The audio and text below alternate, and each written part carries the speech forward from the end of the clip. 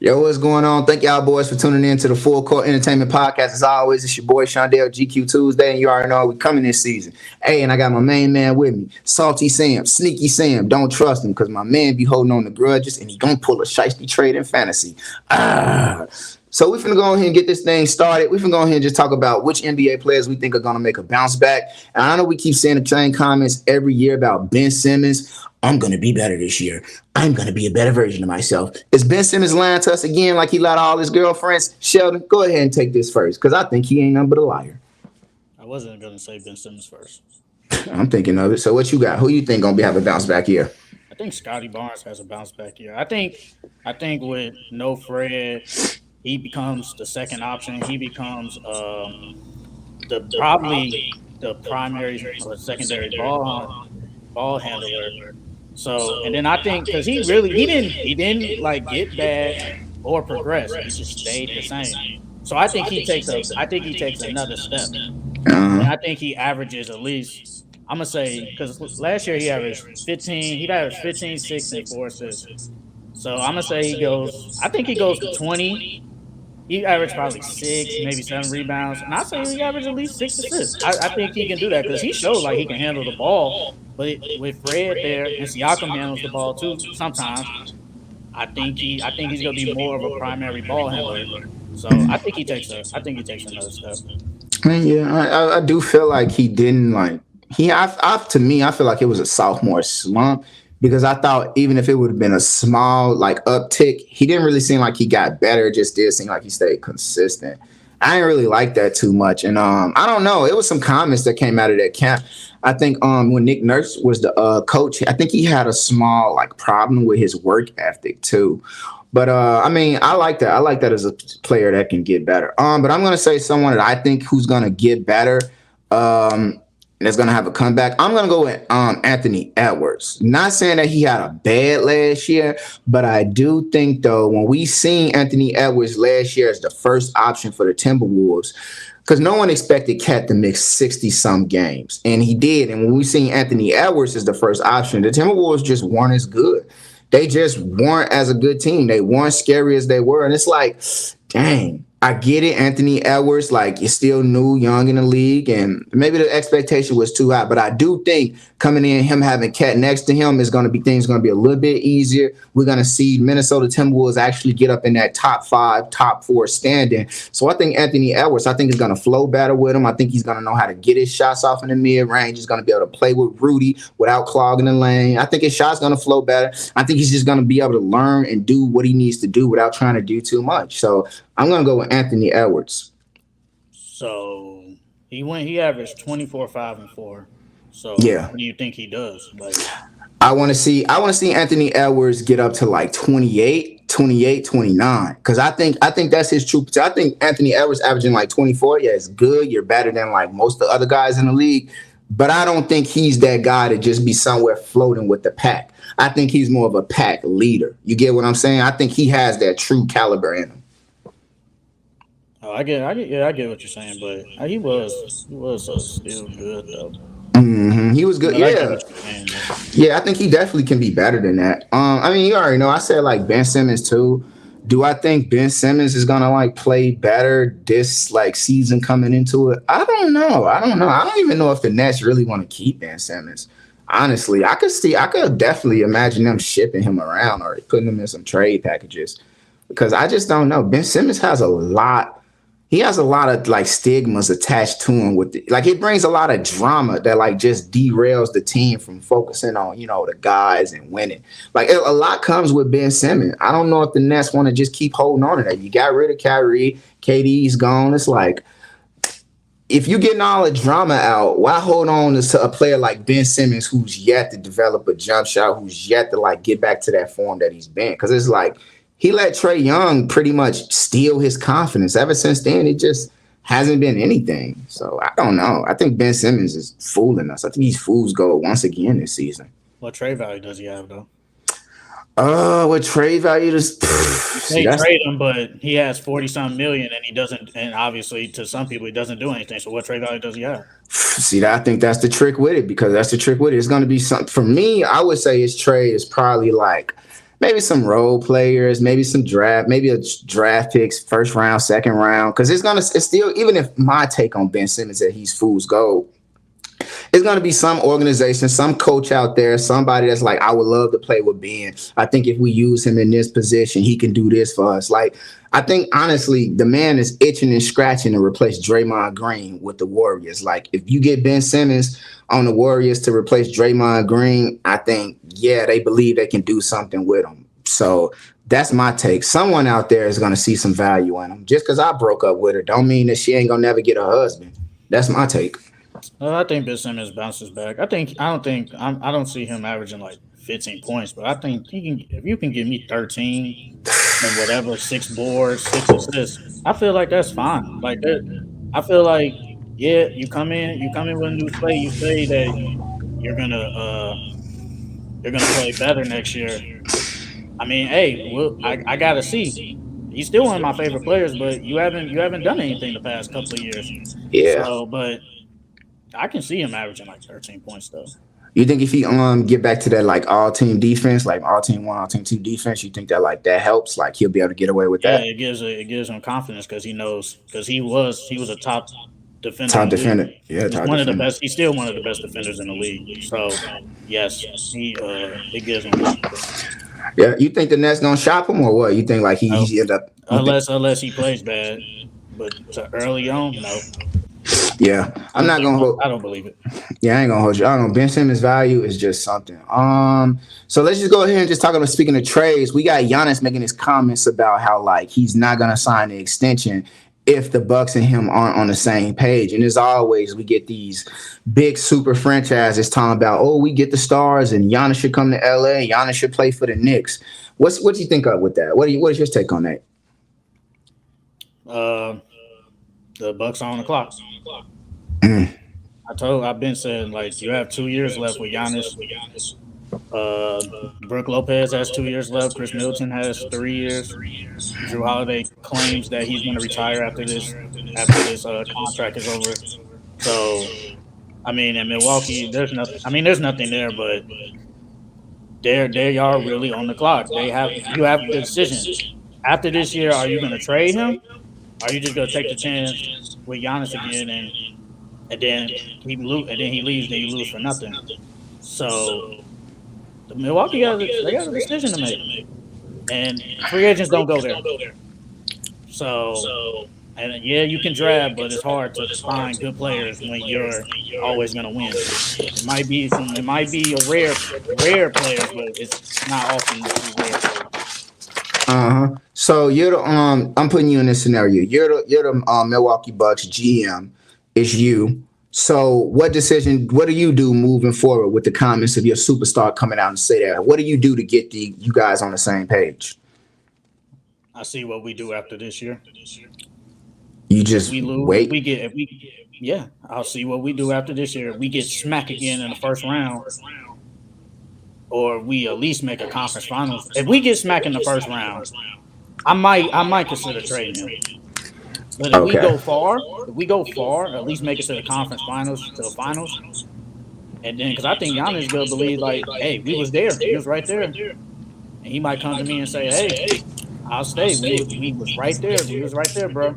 So So let's what do you keep it think you get going. back for Gian? What do you think you get trading Giannis? What do you get back for Giannis? Because I thought you would have said something more along the lines of like we're gonna try to go out and keep this guy because I remember you making comments of you don't trade superstars. So what do you think you get back for Giannis that like actually does anything for the Bucks? It depends on who you trade him to. You can get Give back. an answer. Give it back. Anything. You You can get say back at anything. least a high level player, some picks, or maybe a role player. So That's pick a it. team. So pick a team. Pick a team that you trade Giannis to that you would I love. don't. Like I don't. I mean, let's say you trade him to the Clippers. If you trade him to the Clippers, everybody want to trade with them. They have like all the role players anybody wants. that's not good enough. Okay. That's not good enough. But I mean, the thing is with trading superstar players is that like you're never gonna get back that same quality tier player. Like you're not gonna get that back. We seen Anthony Davis traded from the Pelicans. They did not get back a Anthony Davis quality player. It's just like it just doesn't happen. Donovan Mitchell, they did not get back a Donovan Mitchell. They did not get back a Rudy Gobert. So it's just like moving forward, I don't know. That's just my thing. It's like I think honestly, what the Bucks should do, they should just listen to Giannis. They should just like do what they can to try to keep him. Because if it was, I think when you think about like, oh, if a player made these comments and he was in LA, no fan would say, no LA fan would say, oh, let's just trade him before this happened. They're gonna say, we need to do what we gotta do to keep him happy. We need to get rid of such and such and keep him. I think you have that same mindset that like we can win a chip with this guy. These people around him, they can help him get there. But if he's not happy with them, he doesn't think it gets the job done, we trade Chris Middleton. We trade a Brook Lopez. I think that's what it is. Because I remember like last season thinking that like, I don't think Chris Middleton is going to be there that much longer. I think if you trade a Chris Middleton, you trade a Brook Lopez, you can get back something that can better retool with Giannis getting there. Like I remember when Eric Bledsoe first got there, a lot of the stance was that like, oh yeah, that's really good. Bledsoe finally get out of Suns, because that's back when they were horrible trash. He was like, Bledsoe will fit perfect with them. And we seen Bledsoe didn't work too well. And then when they got Drew Holiday, we was like, oh yeah, that's the upgrade. That's what they needed. And I do think the Drew Holiday, the Chris Middleton, Giannis, we're gonna love that. We're gonna love that dragon, that three-headed dragon. But it may be time to see something different. And I do think that Giannis I don't think he wants to go to LA or the Knicks, because his comments around the time when his movie came out, he said, you know, I like LA, but I don't like LA. I don't like the city. I don't like too much the fast pace. And I do think that means something. I don't know if he wants to go to those big markets. I think he truly values being able to get it done where you're at and building something than just jumping ship going somewhere. And he put that comment out early. So he's giving them time. He's giving them time to be able to change, adapt, make some moves happen. He isn't just coming in like saying it like 1 year or a couple of months before. He's saying like, hey, if we aren't on the same page, I can't stay here. I got to do what's best for my career. And I think he's giving them time to do so. So I don't think we're going to see him go to the Knicks or LA. Like it's the same thing each year. Kawhi Leonard, why would he go anywhere but LA? He didn't go to the Lakers. It happens every year. All these superstar players, you think they're going to go to these big market teams. It never happens. It's just fool's gold to get clicked and trick the fans. Be serious. Giannis doesn't want to play for the Lakers. He doesn't want to play with a super team. Giannis wants to do it the right way. First off, Kawhi was going to go to the Lakers if they didn't get Paul George. No, he wasn't. No, he wasn't. He said it. He said it, bro. He said it. That's a lie. Okay. Second of all, basically what you're saying is Giannis is just so great that he can just take some role players and they can go win championships. That's basically what you're telling me. I didn't say that. Wait. No, I'm not saying that. Wait. Because you basically just said trade Chris Middleton, trade Brook Lopez. What centers out there when you trade a Brook Lopez is going to match what he does? The same with Chris Middleton. Chris Middleton is arguably top 25, top 30 player. Not a lot of those out there. Mm-hmm. So that if you trade them, you're only going to get back some role players. You're not getting back no one close to Middleton's status. You're not. It's just not, because that makes no sense. So why would I trade my best players just for some role players? So you're basically saying Giannis could just take some role players to the finals. I mean, hey, if you think he's that great, hey, that is what it is. But if I'm Giannis and I see y'all getting rid of two of my best players, it's like, what are we doing? So let me say this. Let me ask this question to you before I go into my spiel. Without Chris Middleton playing next to Giannis, what is Chris Middleton? What do you mean? What is he? Is he still all NBA? Is he still one of these top tier? Is he still top 2 tier? What is he? Is he still tier 2? Is he still one of the best top 30 without playing next to Giannis? He's probably still like tier 2, somewhere in the tier 3 area. He goes down. And I think when you play next to a superstar caliber player like Giannis, you play so much better. I think if you get a DeMar DeRozan playing next to a Giannis, you see him so much better.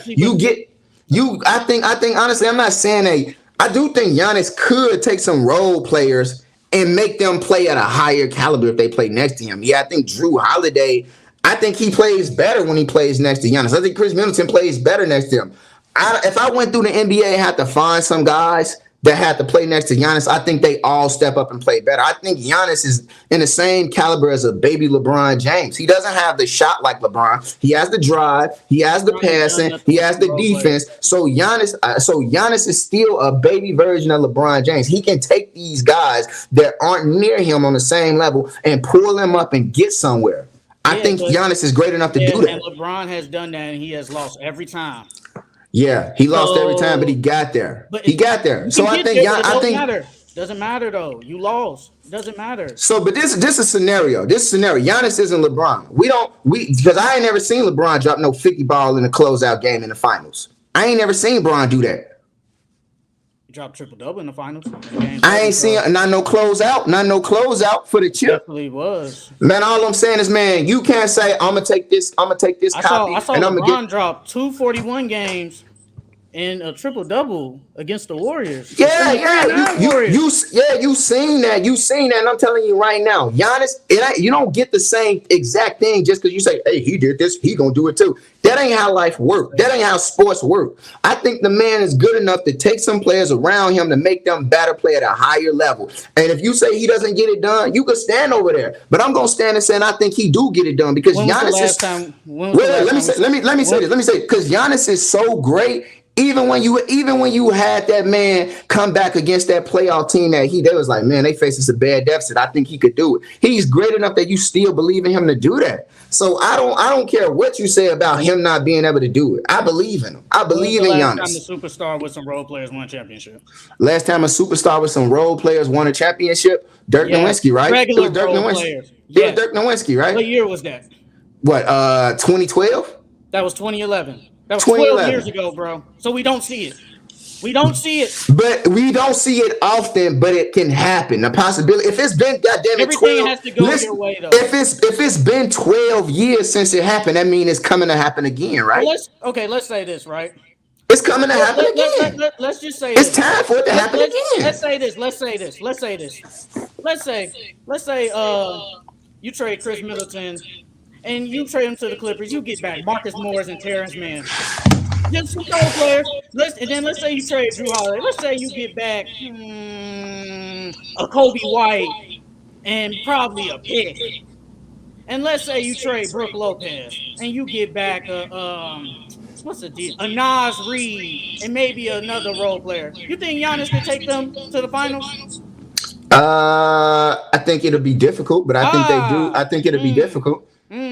What does my answer have to do with what does that have to do with that? I don't think it happens. I think they get bounced probably second round. He fights, but we don't see it. We saw LeBron. We saw LeBron in 07 take some weak players to the finals, but he got swept. We saw LeBron in 2018 take some role players. They lost. They got swept. It's like it doesn't happen, bro. It rarely happens. We could get here, but I could get here, but if we don't win, who cares? Yeah. And I'm just saying he's one of the good enough. I could see if you were talking about Donovan Mitchell, I could see you saying, "Oh, it's not going to happen, no chance." But we're talking about a superstar, a supernova. We're talking about a top 75 player. You have to give him the respect and put a chance on him being able to do it. That's what you're doing. You're being highly disrespectful. I never seen him do it though. He's always had really good players around him. And you know what? That's good. That literally says the Milwaukee Bucks management did the exact opposite what the Cavaliers management did. They seen LeBron James and they took forever to put the right pieces around him. You see Giannis, they did it. They got the pieces and put it around him. So if they did it previously, and you can make up these trade scenarios where you're just getting back whatever tier quality players that don't do enough. But I believe in the management of them. They said, we got Giannis, we can do this. And they found the pieces around him. I think they could repeat it, do it again. Even if they get to the finals, they don't win. I think they still can find the right players to do that. Because I believe in the Milwaukee Bucks. They know who they got, and they know the people to put around them. But when you had LeBron James in Cleveland, they took forever to put the pieces around him. When you had Mike Jordan in the Bulls, they put the pieces around him. They said, that's our guy. I want to put the pieces around him. That's the difference between LeBron doing it and Giannis doing it. Management took forever to put the pieces around Bron. That's why he had to become the GM. But when you see with these other great players, when management believe in them, they find the right pieces and they get it done. Hey, if you think Giannis could take some Terrence Manns and Marcus Morris to the finals, hey, I'll be it, bro. You could come up with us in there. I'm telling you. I'm just saying, like, Hey, you talk about some Terrence no, Mann and Marcus Morris. I'm telling you, they're not gonna. They wouldn't do something like that. But you just said they will trade a Chris Middleton and Brook Lopez. What are you getting back? That's equal to Chris Middleton, who is a really good player. Who?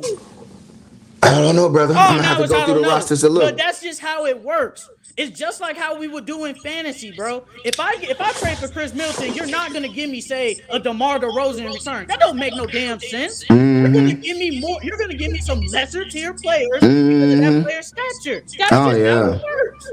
Oh yeah, that's how it works. Well, you're gonna settle for that trade. So going into the next topic, we're gonna talk about the problem with mainstream media and sports and their takes. So go ahead, Mr. Fired Up. Tell me what's the issue that you got with the mainstream media and their takes on sports? I mean, they don't. Me personally, when it comes to mainstream, they don't. How do I want to say it? Like they don't be themselves. They talk about the same thing every day. I've been seeing Trey Lance the last 3 days, and he got traded on Monday. I'm tired of seeing the same stuff. I feel like if they just switch it up, stop talking about all these main teams, life would be better. But you gotta respect the casuals. Casual fan loves the Cowboys. Casual fan loves the Lakers. So you have to talk about them. I just feel like if they just switch it up a little bit, I think it would be better. But it'll never happen, so it doesn't really matter. That's pretty pessimistic. That was a pessimistic final take.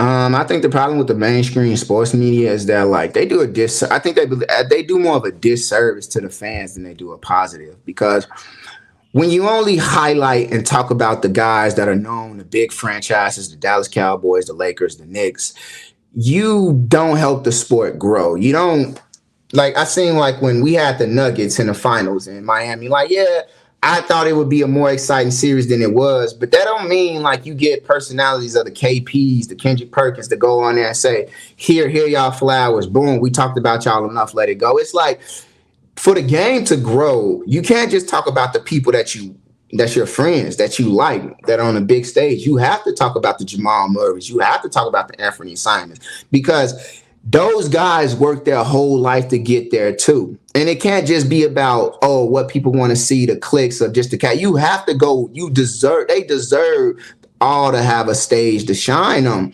So you get these teams like the Kings. You get these teams like Portland. You get these teams, they're good, they're amazing, but you only want to talk about them for a quick second. It's a disservice. The game doesn't grow. And it's like we see the way the NBA is going. There more teams are winning the chip. It's not just going to be the same 3 teams winning over and over. It's not going to be the Celtics. It's not going to be the Lakers. It's not going to be the Spurs winning over and over again. The game grows when everyone gets a chance to be talked about and the fan base grows for everybody. If it's only 20 million NBA fans and it's 7 million Lakers fans, the game can grow. It's more people on earth. It can be 5 million Nuggets fans, 10 million Chicago fans, but it'll never grow if you only want to talk about these small guys, and the takes are just so bland, so they repeat so much. It's like no one wants to even tune in and watch that anymore. Like, that's why you get these podcasts that grow so much, because people want to hear something new and different. I mean, you have to relate to the casuals. Let's just be honest, bro. I'm just be honest. No one wants to hear about the Kings. No casual fan wants to. They just don't want to hear about no damn Sacramento Kings. Nobody wants to hear about no Orlando Magic becoming probably a sleeper team.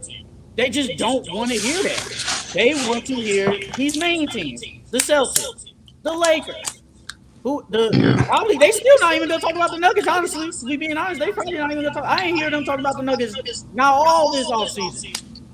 So it's still gonna be these top teams, bro. That's just how it works. You gotta relate to the casuals. You just have to. That's just how it works. Yeah, I think it's a real disservice to the casuals at the same time, because when you only cater to what you think people want to hear, people don't know what they want. People really don't know what they want. Back just 20, 15 years ago, people were like, oh, no one's going to pay for a subscription for a phone. people buy their phones flat out for $75, $100. Nowadays, no one pays flat out for their phone. Everyone pays for a subscription. It was the same thing when Steve Jobs says, I'm going to get rid of the keyboard. I'm going to make the keyboard internal. They was like, no, you have to make a phone that has a keyboard. People want to, and it's like, when you only give people what you think they want to hear instead of giving them the next optimal level, you do a disservice. You stop growth. So when you say they have to cater to the casual fan, I think they're doing the casual fan a disservice, because there are great NBA players out there that deserve to be talked about more. And if you don't stop just only talking about these top 10, top 15 players, these only popular players, you only talk about popular. You got to make other people popular. You're doing a disservice. You're slighting so many other great players that these people could be fans of to see. The Thunder, yeah, they probably are still a young team coming up. The Pistons, the Magic. These teams are young and still coming up. They deserve to be talked about because they're earning it. And I get it. They earn it through winning. Like Memphis. Memphis deserves to be, you have to talk about Memphis. They're so good. It's like that. If these teams are good and they demand it, they have to be talked about. About Memphis only because of Ja. If Ja wasn't on that team, we wouldn't talk about them. But that's what I'm saying. When Ja first came in the league, they only talked about Zion, and then it was like, who is Ja? Why should he win Rookie of the Year? And it was like, he deserves it. So it's like, when you're good, I think don't just cater to these casual fans. Give the casual fans something new. That's it. Stop hurting the game. It won't happen, bro. They are these Fox, ESPN. They won't do a topic on the Pistons. It won't happen. It's just not gonna happen, bro. So you might as well just give that up. Might as well just forget that. Your stance is that it won't happen? It won't happen. All right. When was the last time they talked about the Pistons? When? I don't know. My point exactly. I don't watch mainstream sports media. No, but when was the last time you probably got a notification, or you at least went on YouTube and saw a Pistons topic?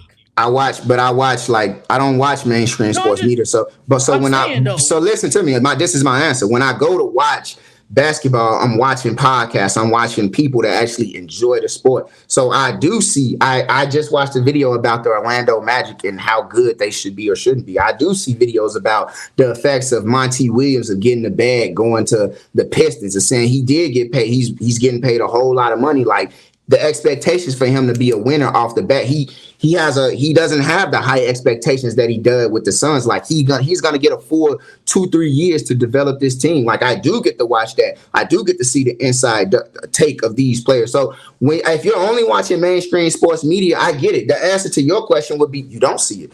But for me, I don't watch it because they've turned me off. I don't give my clicks. I don't give my ad revenue to watch those guys. So I don't watch it, so I don't know. And what podcast was this that talked about the Pistons? Locked In on Pistons. Yeah, they probably specifically talk about the Pistons. Yeah, but that's what I'm saying. But you know what the thing is?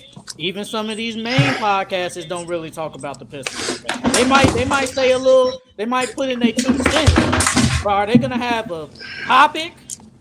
Not really, bro. But that's the thing, bro. It's what your stance is that it won't change. It's gonna stay the same. I'm talking about these even regular podcasts. No. Say your stance. Your stance is that it's gonna stay the change. Mainstream sports media is gonna stay the same. It won't adapt, right? That's your stance, right? Yes. And my stance is that, like, I'm just not gonna watch. If they stay the same, I'm not watching. I'm not clicking that anymore. I have too many other options to enjoy the sports being talked about by people that actually care.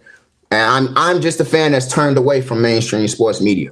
Like, I don't want to see Richard Sherman talking about the Lakers immediately before the season started. I'm not into that anymore. Like, I'm not. If you stay a casual for 5, 7, 6 years, eventually you get to that line where it's like, I don't want to just only talk about 6 teams. I think they should change. If they don't, they don't. No, I mean they just won't. But it's like even on these main podcasts, they don't talk about these lower tier teams like that either. They might bring them up, but are they talking about them? Not really either. And I think that means something. That's gonna change too. I mean, but it's more. You can do more over the podcast instead of being on ESPN. You can do more. So. Yeah, they'll never talk about the Pistons on ESPN. Never. You gotta be more optimistic than that, man. The only time they'll talk about the Pistons, unless somebody drop a 40 ball, 50 ball in a crazy W, and that's it. Bro, I tell you, you know what's crazy? They talked about the Kings, right? But I ain't seen the Kings on ESPN all year until they brought up that triple overtime game against the Clippers. Yeah. That was the only time they brought them up.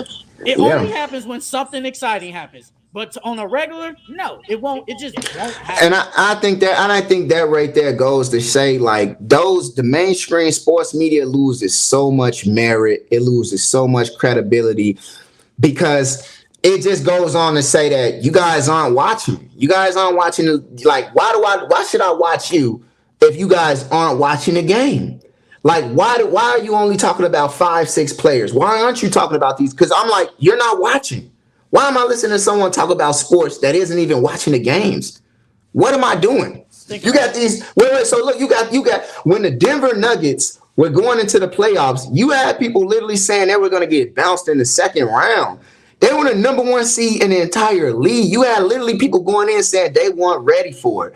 I could see if you're saying it was going to be a little difficult. They had this, but they like many people that watched were saying it probably is their year. They probably should get to the conference. You had people saying they were going to be bounced because you didn't believe in a duo of Jokic, who probably would have won the MVP if he didn't downplay and say he didn't want it. So it's like, why am I listening and watching this show when you guys aren't even watching the game? Like, you guys have no credibility, no merit. You're just showing up and talking about your friends. Disgusting. How many Lakers fans do you think are in the world? Shit, more, a lot. I'm gonna go because LA has a lot. It's a lot. It's 7 million. They want that 7 million. That's it. That's just facts. They want that. Okay, out of those 7 million Lakers fans, how many of them are actually buying league pass and tickets to go to the game? I'll say less than 1,000. Come on, man. It's so out of these fans that you get that go out and buy, who are buying league passes? It's not the young, it's not the youth, it's not the casuals. The casuals probably buy 1-2 tickets a season. It's the fans that are going, the true NBA core fans. The media doesn't do its service that actually goes to the core NBA fans. They don't help the game grow. How many of them actually know? The Philippines is one of the fastest. The Philippines, China, Puerto Rico, Spain are one of the fastest growing places with basketball. They don't acknowledge these places. Those fans don't only look at the Lakers. The Philippines fans look at everyone. The over in UK, these teams, they don't just watch the Lakers. So it's like the game doesn't grow when you only cater towards them. And that's why you're going to always see these mainstream sports medias following behind what podcasts are doing. You got multiple co-hosts. You got 5-6 people talking about one subject. You can see it on First Take. You can see it on Undisputed. You guys are behind. You guys are following. You guys are not creating a wave. You're riding it. That's my take. You guys are going to stay behind. You're going to keep losing. But you're a mega $1 million company, billionaire. You'll figure it out. But by the time you do, you'll be late. You guys are going to try to get close, but you never will. That's my take. Disservice, a true disservice. Mainstream sports media is garbage. That's fine.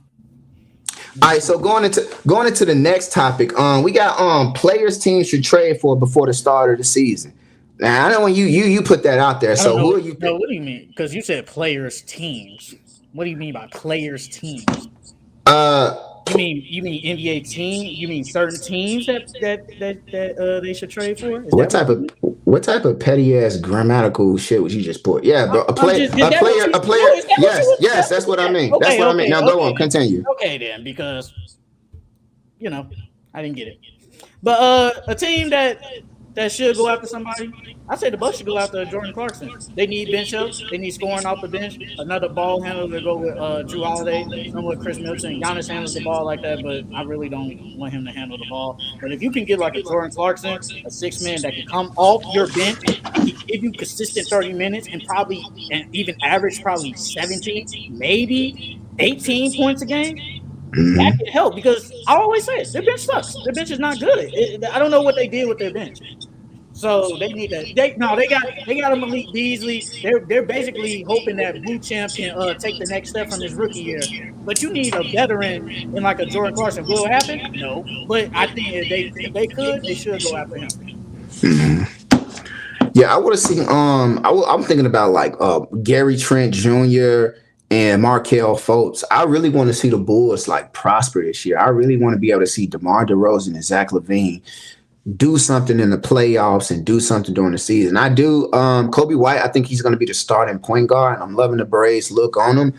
But I think maybe if they go after like a Markelle Fultz, I think he spent his time in Orlando to just, truly just bounce back. That's his hometown city, where from the organization. They love him.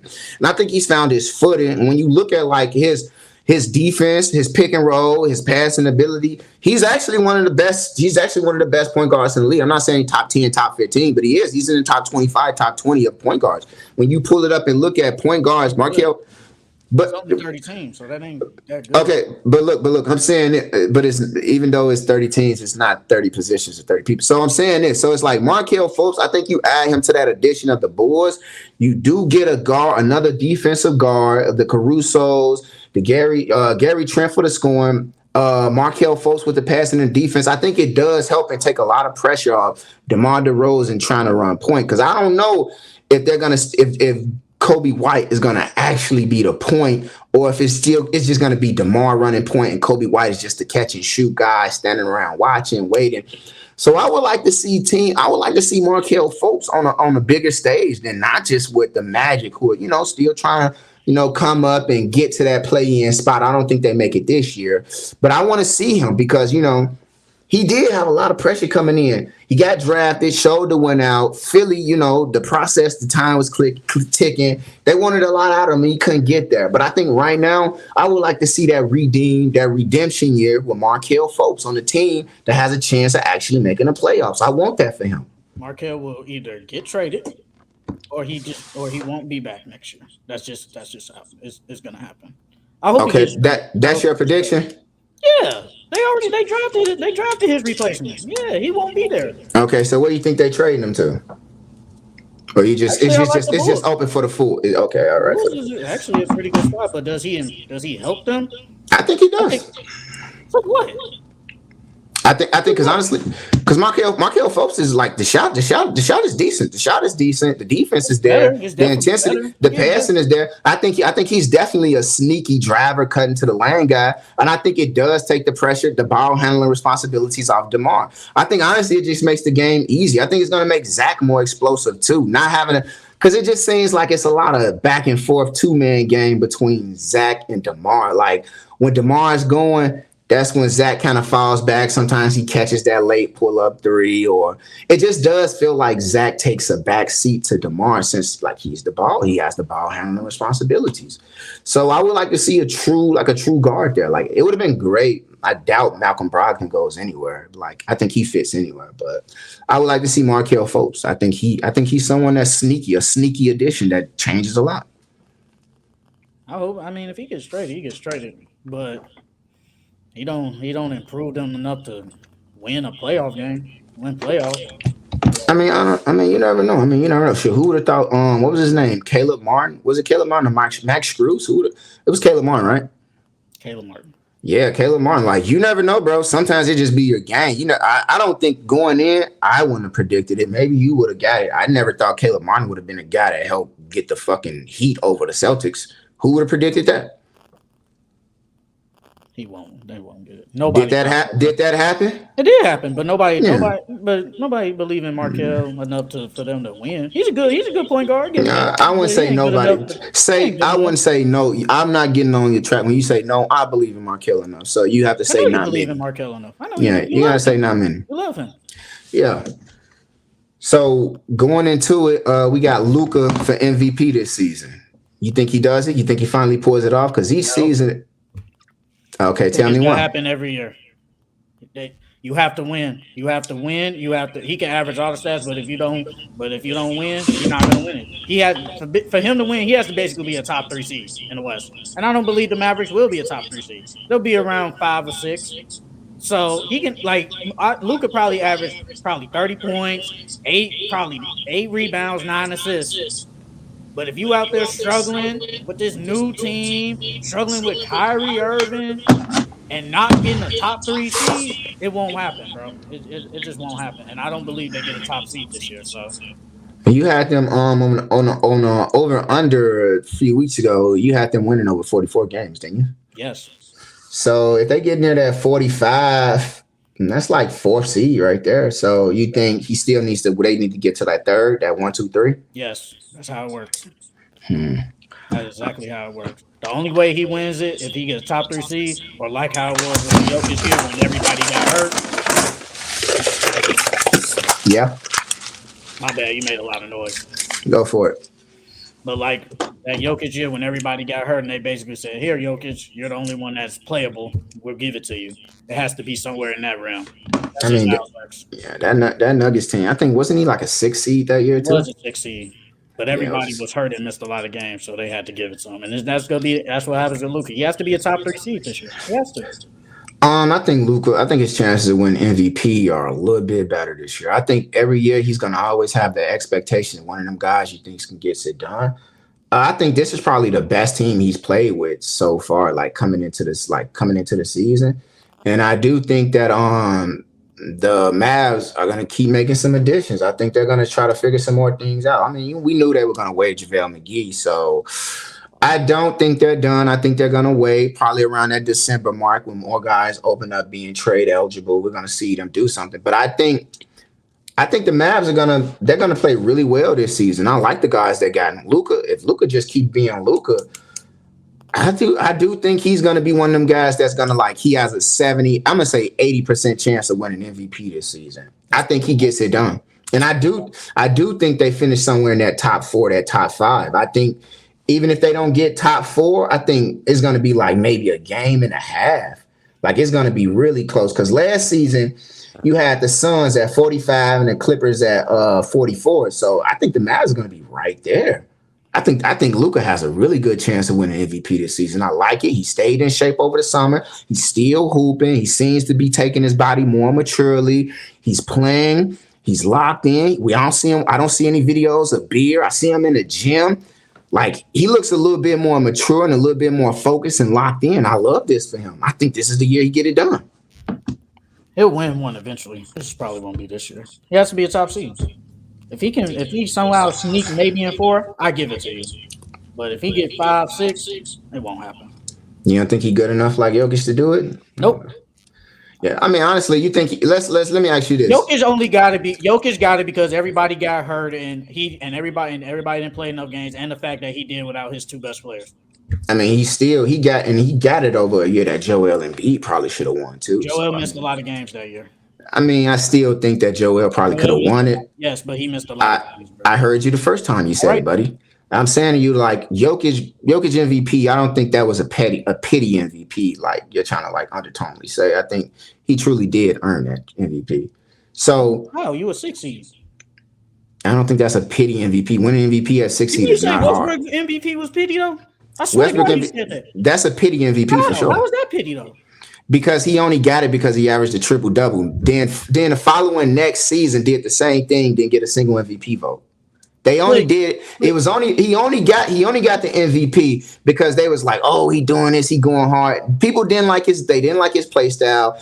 They didn't really love it too much. It was more so, here, because you going out doing all. It was a big narrative of stat padding and people that didn't really want to give it to him. He got the pity. He got one of the third. I would say the third highest pity MVP ever. But Jokic got it because his 2 best players was out. Jokic wasn't a pity MVP. I never heard people say we're just going to give this to him just because he's doing it with these other guys. It was more of his greatness and what he was doing at his position. But he was a 6 seed. Yeah, he was a 6 seed. Yeah, with his 2 best players out, and all the other candidates missed a lot of games. Who else that missed a lot of games that year? How many games did Joel Embiid miss that year? He played 68 games. 68 games? That's a very, very respectable number. Even if he plays 68 games this season going forward with the rule change, he's still eligible for MVP award. Oh my God. Okay. What are you talking about? Okay. I've never heard anyone ever say Jokic got a pity MVP. I've heard it with Joel. I've heard it with Joel. I heard it with James Harden. I heard it with Westbrook. Then why did they give it to a dude with a 6 seed then? Because he was amazing. He was a center. He was a center doing things you hadn't seen before. Oh my God. Okay. I don't see Yeah, how Westbrook was a 6 seed too, but you say that's pity. But that was a pity MVP. But Jokic was a 6 seed, but that ain't pity. Okay, peep this. That Jokic don't won. make sense. Wait, peep this. Jokic did the exact same thing the following season. Westbrook, so Jokic won an MVP, same thing next season, won MVP. Westbrook did the same thing and won an MVP. Next season did the same thing, no MVP votes. What does that mean? What that mean? People play better than him. I don't even know who the MVP was. No. Actually, it was James Harden. And it was a pity MVP too. It was James Harden. How? I don't think that was pity. It was a pity MVP. How was that pity? Because they only gave James Harden MVP because the following years that James Harden that you thought he should have won it, Steph Curry was just so amazing. And they was like, dang, it was supposed to be my year. And then LeBron James should have won that MVP. And the only thing that people can never say that about LeBron James, why he didn't win the record, that he didn't win MVP was because of the Heat were the Rockets were the number 1 seed. That's the only thing. It was a pity MVP because he didn't win the previous years. He couldn't out greatness for Steph. So the NBA was playing catch up and gave it to James Harden. A pity MVP, the second biggest pity MVP that ever was. One of the best offensive seasons ever. He got the Rockets to the first seed, best team, best record in the West, best record in the league. I don't see how that's pity. And was averaging 14 free throws a game that season. What does that matter though? The man was foul. It was a part of the game. He was foul baiting. Listen. He was foul. He was foul baiting so much that the NBA had to change the rules. Come on, man. James Harden got a pity MVP. He got a pity MVP because the NBA was trying to catch up because he wasn't better than Steph. And Westbrook got a pity MVP, Harden got a pity MVP, and Joel got the biggest pity MVP that ever was. Be serious. But Jokic is a pity MVP too. No, it wasn't. Yes, it was. No, I've never heard anybody say Jokic got a pity MVP. Okay, but he got a pity MVP. How you giving it to a 6 seed?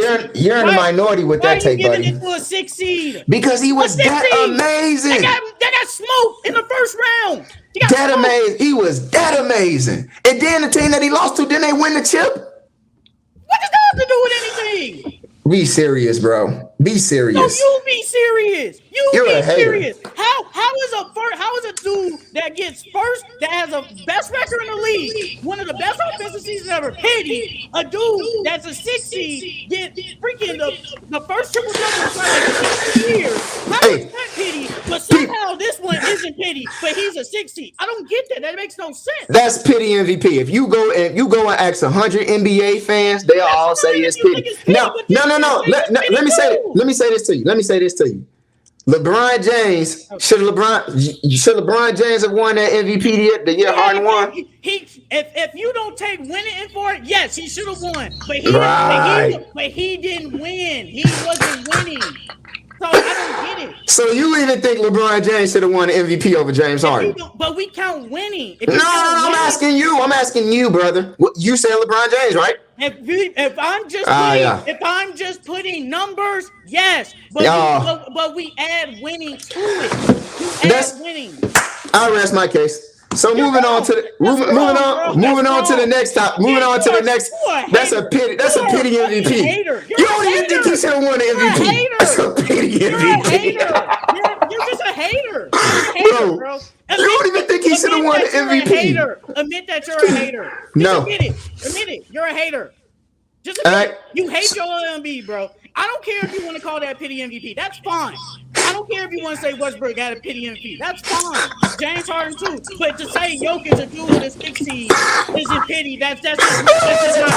It was a fucking pity.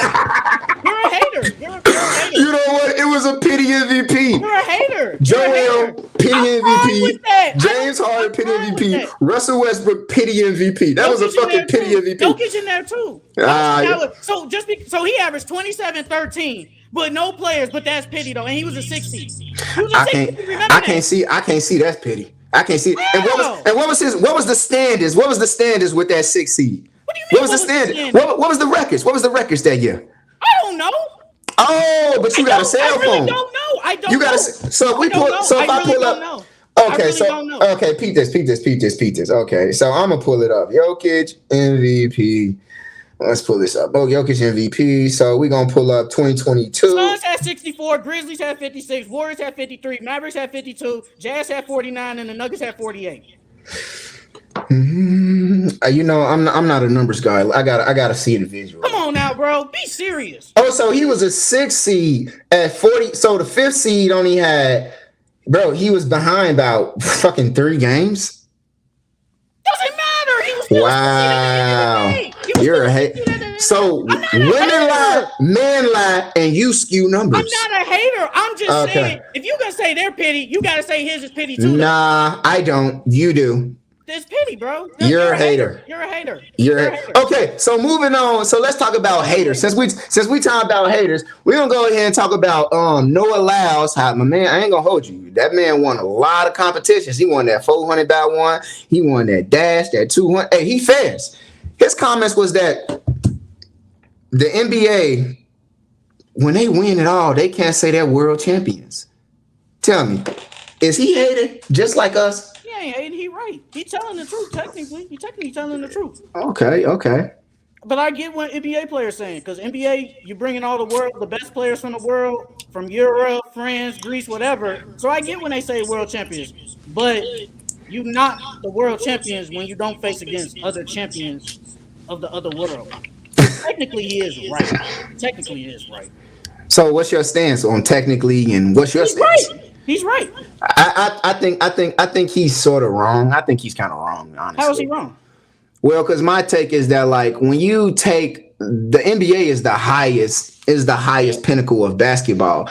I don't think you need to take the best team in the NBA and play it against a team in Lithuania or Germany to know that, like, they're gonna win, they're gonna be better. Even if you take a team that wins, like I think it was one of the teams in the African continent that beat the USA team. Even if you played them a best of 7, no sports book is gonna go out and give any good odds to think that American team is gonna lose to those guys. So it's like, if I'm the highest pedigree of the sport, I don't need to play against everyone else to prove my dominance, that I'm great. I get it. I shouldn't have the title of world champion because I didn't play the whole world.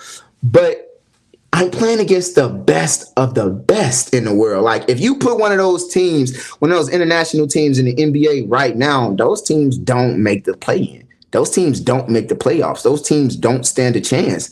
None of those teams would be good enough to even fucking make it in the first round.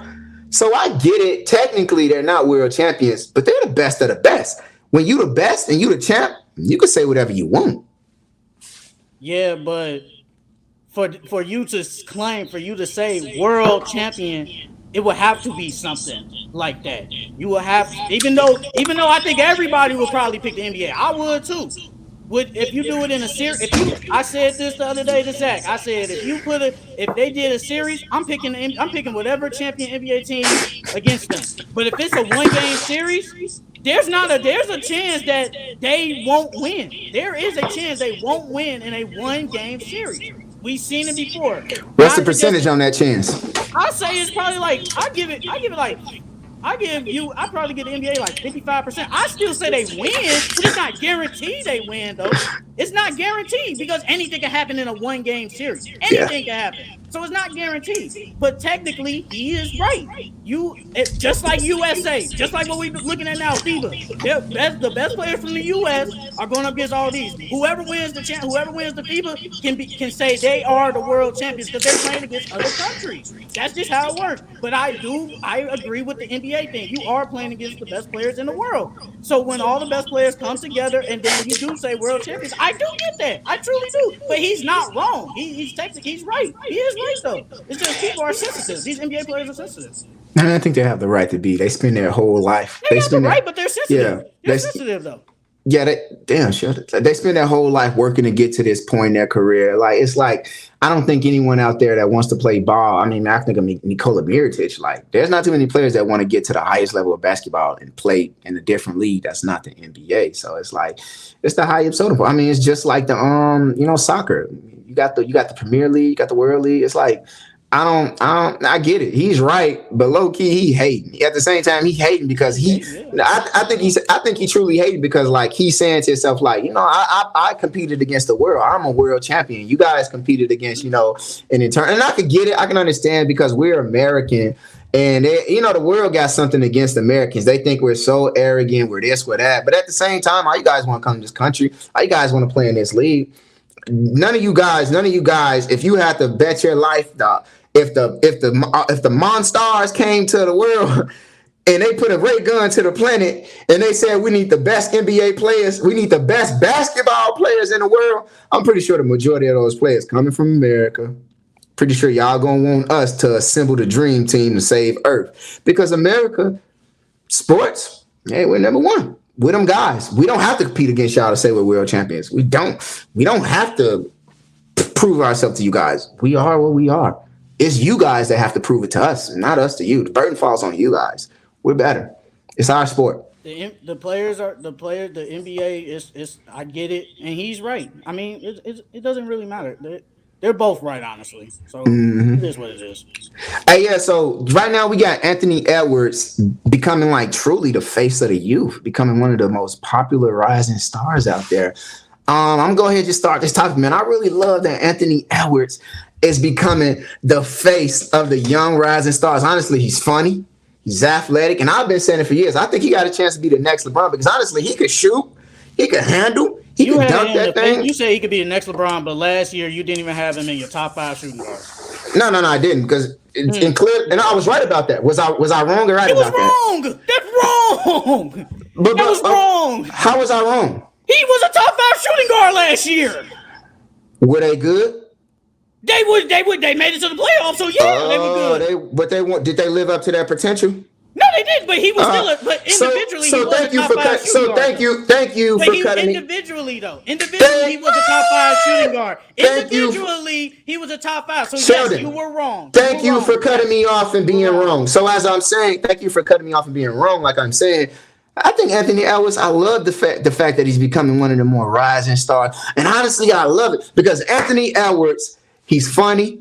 You love him. You want to like him. You want to root for him. He got the shot. He explosive. He got so much. He honestly kind of reminded me like a Deion Sanders with it, man. Like I just love those Southern ball players. And he's always just so happy. He wants to win. He's always locked in. I love that for him. And it's just crazy to me because it's like I feel like Ja could have had this opportunity. But, Ja being Ja having the things, I think he could still have that redemption year and do get that popularity because Ant don't dance. Ant don't hit the giddy, but he sure do be hitting them game winners. So it's like, man, I love it. And it's like LaMelo missed a lot of time last year. So it's like, man, I do think that Ant being like one of the face of these rising stars, I love the direction, man. I think a lot of other people are going to love him, and I can't wait to just see him get more attention. What's your thoughts on Anthony Edwards, Sheldon? First of all, you're wrong. Second of all, he's not the face yet.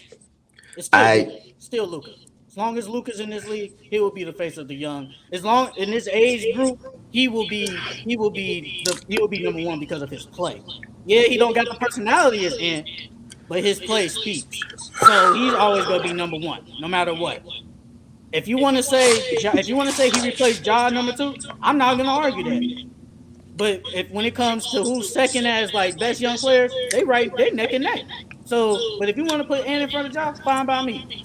Then his job, he's more offensive than Trae Young and LaMelo. But Anthony Edwards, I've been saying he was a top 5 shooting guard. I said he could be the best shooting guard in the league, But this isn't surprising to me. It's just because it's not just because, but he's in the FIBA and he's showing like his personality and stuff. And I'm glad. And he's playing really good over there in FIBA. He had 22 points the other day, so it's not surprising to me. But he's not the face yet. He's not the face yet. It's still Luka. It's still like Luka's, group of young players, I guess. Yeah, so your stance is that Luka is the face of the rising stars? Yes. Yeah, my He's been stance. like that since basically his second year in the league. Basically, Yeah, I defer on that stance. Honestly, I respect it. I think Luka probably is the best of the young rising stars, but I do think though it comes down to more charisma. I think it comes down to personality, likability, and just publicly being seen. I think Anthony Edwards is just like you just love his character, even outside of the basketball court. I think that's what the NBA is about because the NBA is about personality. You have to also like them. It's the same thing, the Kobe effect. It's not just what Kobe did on the court that made you love him and like the charisma. It was the work ethic. You loved how hard Kobe worked. So when you think about Mamba mentality, you think about hard work, excellence, being on top of your craft. And when you think about Anthony Edwards, you think about the personality, the funness, the I love this guy. It's such a charm to him. And I do think like, yeah, Luka, he's a great player, amazing. But I don't think Luka has that connectability, that personal charm of Anthony Edwards. So, I could respect your opinion saying it's Luka, but for me, I'm going to stand over here and I'm going to stand with Ant. And I do think Luka is amazing, could win MVP, but I'm going to go with the likability of Anthony Edwards. I love the guy. The guy's funny. The guy's energetic. I just love him being like one of those players that's like, man, I do want to go to your game and maybe see something from him. I love his personality so much. I got a question. Mm-hmm. You see that poster in the back? Yeah. Who's at the top? Giannis Antetokounmpo. Okay, who's at the top still? Who else is at the top? Kawhi Leonard. Okay, who else is at the top? Luka. My point exactly. I rest my case. Until Anthony Edwards gets on the poster, he won't be the face. I love Anthony Edwards too. But you could just buy a poster with him on it though. Like come on now, bro. The poster exists. Come on now, bro. I know obviously. But I'm talking about. So why would you make that example? Superstar. I'm talking about NBA superstar posters. I know. Well, I get those players. Even though that's like 2 years old. Those are the league players. Okay, yeah, I get. Luka is in that group of the young players. And Anthony Edwards. I get what you're saying because of his character. I get that part. Yeah. But Luka's dominance in play trumps that. His character. If that was the case, he'd be up there already right now. I know he's been in the league for 3 years. I get that. Yeah, he's going into year 4, but he would have been up there already. Yeah, I get what. Yeah, we have dissenting opinions. I respect your take, and yeah, it's an opinion. There's neither one of us are wrong or right. I get what you're saying. This isn't one of those things where it's like one of us has to be swayed to the other side. I get it. Like I can understand your take. Luka is the face of the league for you, and for me, he's the face of the league for you. For me, I'm gonna stand with Ant. I stand with Ant. I like him. I like him for the reasons that I like him. So yeah. Okay, Sheldon, you're very combative. So go ahead. Let's talk about Ben Wallace in this era. So basically, we got a lot of old head guys that always try to talk about these players these days ain't as good. And if such and such played, he'd be dominant. And I think if Ben Wallace played in this era, he'd probably be mediocre. Okay. Why? Honestly, I just don't see I just don't, because the game it's not a post game anymore. It's like these great defensive players don't really get that many looks or get that much acknowledgement in the league anymore. The league has turned so far down this spectrum of just scoring and just long ball threes, and it's like you could be a great defensive player, you be Jared Allen, but it's like you just don't get that. You just don't get that same love from the league or the fans like you used to when you lock in and be this enforcer and whatnot. So it just seems like even just being so big on the court, you get like these point forwards that's like more like the guards and the bigs that get more love than like the Jared Allens and the Evan Mobleys and just any other bigs, even the Claxton. It just seems like Ben Wallace, he probably been amazing. He was great for the league and the era that we was in, but it's like I don't know if a lot of these old players that were amazing and great still would be standout candidates. Like I do think it's easier for players this day and age to go back and be great versus players from the past to come to the future and be just as amazing. I think Ben Wallace would be decent. Because he's gonna grab the rebounds. He's gonna be a defensive anchor. Probably one of the strongest players on the court, probably in the league. I just think he'd be decent. Like mediocre, decent, mediocre, kind of in the same realm. So yeah, I get that. I give you that. Nothing against Ben Wallace though. Hall of Famer. Yeah, Hall of Fame. Yeah, Hall of Fame for sure. I think it's a really, really it's really, really hard to progress the way the game is moved and changed. It's like, it's an inside out game these days. Like that 3 ball and them bigs having to be out there. And like, even Brook Lopez had to change it up because like he's on that 3-point line now. He's really come outside that paint. So it's like, yeah. So I think about Joakim Noah too. Like, could I see a player like a Joakim Noah being like top 5 MVP again? Maybe. I don't know. I don't think so though. I'm not big on it, but I do respect these players. I do think the ones that came before, but I do think the old head fans probably need to understand that, like, these cats these days, they're no joke. They're no joke. They're really good. Joakim Noah, I don't consider him like an old player. I consider him of this generation, but I think he'll be decent too because he's like a mobile big. I think he can guard, say, like a Cat at the wing. And then if Cat tries to drive by him, he'll just get in front of him, and he's a good passer too. So I think he can fit in. Yeah, he won't help spread the floor, but I think if you just need like a defensive presence of him and a big man that can pass, like a dribble handoff or even a back cut pass, I think he can do that. I think he'll be good, but I don't consider him an old player. I think he came into this era a little bit late. Like I think he came maybe if he would have came in around that more time, Jimmy got there and played a little bit longer. But I do think around it, like the age of these players, like he's kind of more like he was done in his career. So I don't really count him for this era. He came in at 07. Yeah, 07, but it was that's not that late. And I don't really count him for this era still. That's what I'm saying. I don't count him. That's why I say I don't count him as like this era though. That's why I don't consider him old. Yeah. I think it'd be good though. All right, so going into this next topic, we got MVP versus MVP. And I know you finna have a lot to say. So we're going to go ahead and just start with Joel MVP versus Derrick Rose MVP. Who you got? I'm going to keep it short. Joel way better than what D Rose did in his MVP. He averaged 33 points, 10 rebounds, 3 assists, actually 4 assists, a steal and a block per game. He was first in the East. That year. I mean, it's better. I think D Rose had a great year, but 25 points, 4 rebounds, 7 assists. I'm not gonna say he had a pity MVP, but it's just the fact that he basically played every game. He only missed 1 game, but it's just the fact that a young guard led his team to one of the best defensive teams, and they was first in the East. I feel like you had to give him that. I feel like you had to. So it's like, was it great MVP? Yeah, D Rose had a great MVP, but to say it was better than Joel's, no, it wasn't better than his. Though. Joel had a dominant year last year. He had a dominant year. How many games they win last year in Philly? They won 54. 54? The Bulls won 62 when Derrick Rose. I know they won 62. And I said they had the best record, and I said they had the best defense. Yes. I'm going with Derrick Rose. Derrick Rose MVP is ridiculous. That man was the first hybrid guard we seen, man. That speed. That's not true, but he was before Westbrook. No, he wasn't. He was before Westbrook. They came in at the same year. They was the same. No, he was before. Came in at the same year. Brother, please let me finish my segment without cutting me off. Go ahead, bro. Damn.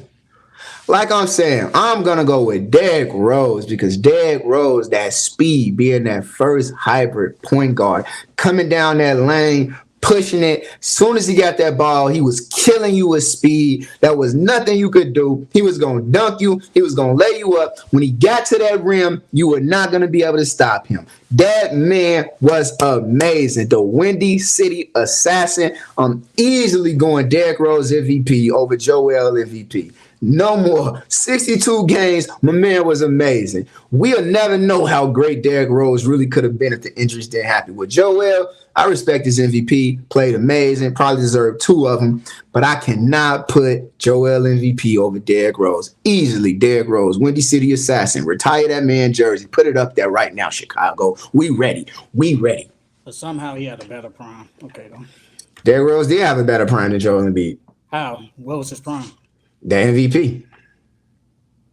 All right, so going into the next one, we got James Harden MVP versus Russell Westbrook MVP. Who you rolling with? Rolling with Westbrook. Ooh. He averaged a triple-double. Did something that we never seen before. Uh-huh. Kevin Durant leaves him by himself. He really just had some role players. He had Victor Oladipo. Victor Oladipo didn't have a good year that year. Serge Ibaka, they traded him. They traded him for Victor Oladipo, so he's gone now. You really just had Steven Adams, Victor Oladipo, a young Sabonis. Sabonis really wasn't like how he is now, obviously, but he was still a young player, and he led that team to a 6 seed. I mean, they wasn't gonna win, but to average a triple double, to lead that team to at least the playoffs, they did win one game, but it is what it is. But I'm taking Westbrook, and there's nothing against James Harden. James Harden had one of the best offensive seasons, 66 wins. But I'm just taking Westbrook because he did something we never seen before. Yeah, I'm gonna roll with Westbrook too, man. That's easy, man. I love James Harden. I definitely think he probably should have won 2 MVPs as well, but he wasn't better than Steph one of those years. That unanimous MVP was a motherfucker. But man, Westbrook, it was just like the narrative was just so strong, and he was going against so much. Westbrook, that year he could not be stopped. That was like, is he gonna average the triple double? And I ain't gonna hold you.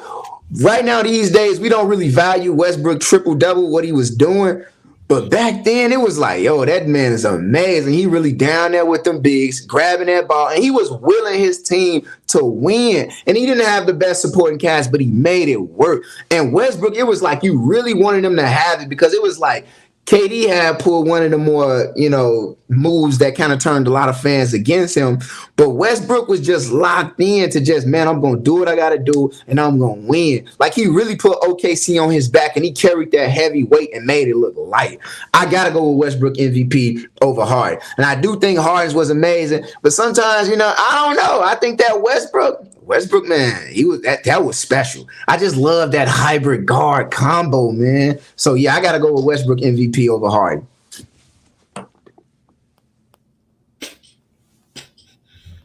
You a hater. You a cold-blooded hater, bro. Okay. So we got Steph Curry, second MVP versus Kobe MVP. Who you rolling with? Steph. Bro, this is not shocking, bro. This is 73 and 9. He had a 50, 40, 90 year. Best team, probably second best team ever. Kobe had a great year. He wins the MVP the year after they traded for Pau Gasol. Goes to the finals. He takes a L. Curry takes a L too. They blew a 3-1 lead. But that don't really matter at this point. But his MVP, he led that team to. He had one of the greatest teams we've ever seen in history. And you can't beat that. He averaged 30 points that year. So, Steph Curry. I'm going Kobe. It's always going to be Kobe. I'm going Kobe. You can't, man, Kobe. Mamba mentality, bro. Like, I don't find anything that comes close to, like, Mamba mentality that Kobe, it just radiates from him. Like, we going to do it. We going to lock in. We going to win. We going to do what we got to do. I don't get any type of close energy like that from Steph that I do from Kobe. And that was like, man, I remember that. He was on the cover of 2K. He was 99. Like, man, Kobe was a scary. And that's like the time the Kobe shoes was taking off too. So it's like, I got to go Kobe, man. Like, I love Steph. I get Steph. Covered at that time? He was on the cover of 2K. Yeah, like 2K10. Then he won MVP like what, the year before that? No. When was it? This was like 07, 08. Okay, I'm still going Kobe, regardless 2K cover, whatever. So I'm still going Kobe because I think you hear like Babyface assassin with Steph. Not in love with it. Kobe gave him that name anyway. And it's just for me, that Mamba mentality, like Kobe, he gonna win. He gonna find a way to get it done. Steph's amazing. Steph's great. Probably one of the greatest point guards ever of all time. Him, Magic, Bron. But I just got to go with Kobe with the MVP. I'm going Kobe MVP over Steph easily. I don't see how, but according to you, the other one, Kobe only won 57 games. All right, so we got Jokic versus KD MVP. Who you going with? Oh, man. I'm taking KD. You said KD, right? Yeah, Jokic versus KD. Oh yeah, I'm taking KD. I'm taking KD. Fine. His MVP. He had Westbrook. I think that was the year. James Harden left too. So it was like him, Westbrook. They had a really good team though. They went all the way to the conference finals. They lost to the Spurs. The Spurs were good. I think Kawhi Leonard was on that team that year. But KD averaged like 30 points. I think he averaged like 7 rebounds, I think like 4 assists. He averaged a steal. Yeah, 32 points, 7 rebounds, 5 assists, 1 steal. And Jokic MVP, his second one, yeah, that was good. Like I said, I don't have a problem with it. It was good, but this man Kevin Durant, this is like not even his prime yet. So yeah, Kevin Durant giving me 32, 7, and 5. I'm gonna take that. I'll take that. And he won 59 games, second in the West. Mm-hmm. Yeah, I think it's easy for me. I'm gonna go KD too. Honestly, KD, like that was the year like he really like dominated, man. Like it was like he was really Mr. Don't Miss, Mr. Can't Miss. Like, man, that man KD was really showing like, yo, I'm here. Like he was deadly at that. Like you knew where that ball was going when KD was shooting. And honestly, man, like to this day, you still hear people say you the real MVP.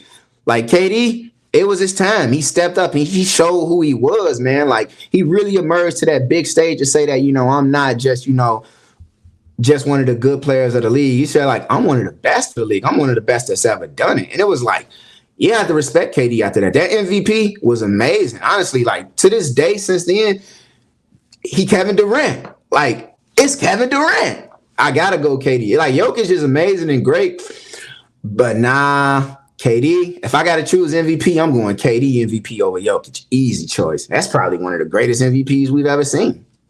I don't think it's one of the greatest, but it's good. It's definitely a good MVP. Yeah.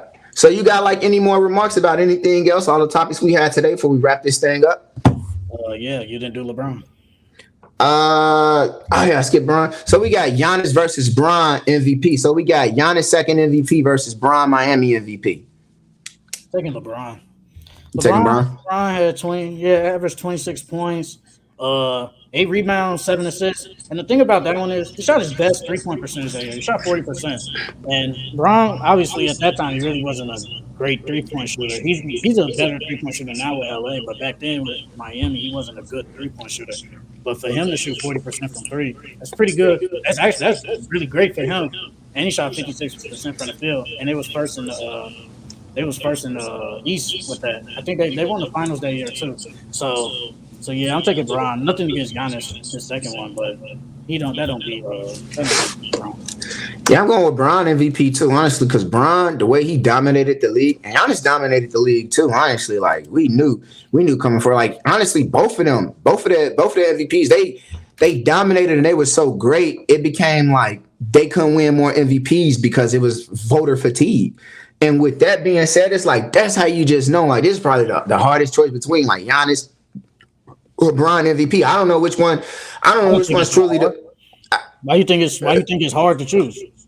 Because honestly, with Giannis, the way he dominated the league, he won Defensive Player of the Year at the same time. Like we only seen like what Hakeem do that too. So it's like Giannis MVP was amazing. It was just like that's when it was like people were saying like, no, Giannis is the best player in the world. Like, is it LeBron? And it was like, no, Giannis is the best player in the world. But at the time, Bron MVP was like, Miami was scary. It was already like people were saying, let's just fast forward through the season and go to the finals, Miami against whoever. And it was like, both of them were just so amazing. But I'm going to go with Bron because he's LeBron James. Like, honestly, if Kobe don't become the NBA logo, it's LeBron James deserves to become the NBA logo going forward. Like, he's one of the best. He's elevated the game to another height, another level around the world. You go anywhere in the world and they know LeBron James. LeBron James MVP versus Giannis, it's LeBron. I got to go Bron. That man is scary. I need to put that picture up when he was looking over the thing super serious against them Celtics. Got to respect Bron. Bron MVP, easily. It's easily, but you just said it was hard. Okay, yeah, bro. Why you just like it's just a segment. I'm just saying. You said it was a hard decision, but now it's easy. Yes, bro. For sure, bro. All right, so thank y'all boys for tuning in to the Full Court Entertainment Podcast. As always, make sure you sub, like, subscribe, share, do what you got to do. All right, for sure. We gone.